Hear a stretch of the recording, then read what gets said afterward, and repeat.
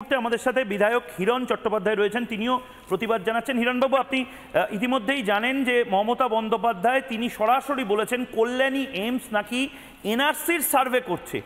আমরা এইমসের সাথে যোগাযোগ করি এবং কল্যাণী এইমসের তরফ থেকে জানানো হয় যেরকম কোনো ঘটনাই ঘটছে না, এটা হাস্যকর এবং এটা নিমহান্সের সার্ভে সারা দেশে যেরকমভাবে হচ্ছে বাংলাতে হচ্ছে। মমতা বন্দ্যোপাধ্যায় তো এবার এইমসেও তালা লাগিয়ে দিতে চাইছেন মোটামুটি, কি বলবেন? না দেখুন, 34 বছরে সিপিএম পশ্চিমবঙ্গে মোটামুটি যা যা কল কারখানা ছিল সব জায়গায় তালা লাগিয়ে দিয়েছে। মমতা বন্দ্যোপাধ্যায় পশ্চিমবঙ্গে যেটুকু ভারতবর্ষের গর্ব করার যে স্বাস্থ্য কেন্দ্র, স্বাস্থ্য হাসপাতাল, যেটা নিয়ে সারা পৃথিবীর মানুষ গর্ববোধ করে, তার নাম হলো এইমস।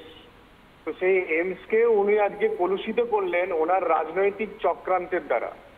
তো বাংলার মানুষ দেখছে, তারা তো চেনেনি ওনাকে যে উনি কি ধরনের ভদ্রমহিলা, যিনি বাংলার সমস্ত গৌরবকে শ্মশানে পরিণত করেছেন, মাটির তলায় কবর দিয়ে দিয়েছেন। কিন্তু সারা ভারতবর্ষের মানুষ যারা এইমসকে নিয়ে গর্ববোধ করেন, আমাদের দেখেছেন যে তমলুকের সাংসদ এই কলকাতায় সুস্থ না হতে পারে দিল্লি এইমসে গিয়ে উনি সুস্থ হয়ে আবার পার্লামেন্ট জয়েন করলেন। তো সেই এইমসের গরিমাকে উনি নষ্ট করছেন। সেই আপনি নিজেও বোধহয় চিঠি লিখেছিলেন যে প্রতি জেলাতে এইমসের মতন হাসপাতাল করার কেন্দ্রীয় সহায়তায়। আমি মনসুখ ভাই মান্ডভিয়া যখন হেলথ মিনিস্টার ছিলেন, ওনাকে আমি চিঠি লিখেছিলাম যে আমার মেদিনীপুরেতেও খড়গপুরে একটা এইমস করা হোক, এবং রেল মন্ত্রী অশ্বিনী বৈষ্ণবজি এইমস করার জন্য জমি দিতে রাজিও হয়ে গেছিলেন। রেলমন্ত্রীজি আমাকে অ্যাপ্রুভালও দিয়েছিলেন, কিন্তু মনসুখজি বলেছিলেন না, তোমার তো কল্যাণীতে আছে, আবার কেন খড়গপুরেতে করবো। তো সেই জন্য উনি খড়গপুরে করেননি। বাট আগামী দিনে নিশ্চয়ই আমার আইআইটি খড়গপুর যেটা আছে হাসপাতাল, সেটাকে এইমসের সহযোগিতায় আমি করার চেষ্টা করছি, যে এইমসের কোলাবোরেশনে আইআইটির যে অত্যাধুনিক হাসপাতাল সেটাকে করব। কিন্তু বাংলার মুখ্যমন্ত্রী যা করতে যাচ্ছি সেখানেই তো বাধা দিচ্ছেন, এনওসি দিচ্ছেন না। ঠিক, মানে আমি আপনাকে বলি, এই বাংলার মুখ্যমন্ত্রী মানে পশ্চিমবঙ্গের মানুষ যত তাড়াতাড়ি বিসর্জন দেবে তত তাড়াতাড়ি বাংলার মানুষ মুক্তি পাবেন। মুক্তির জন্যই বাংলার মানুষকে নাকি বিসর্জন দিতে হবে। বেশ, অনেক ধন্যবাদ। হিরণবাবু আমাদের সঙ্গে ছিলেন। দীপাঞ্জন চক্রবর্তী, আপনি আমাদের সঙ্গে রয়েছেন।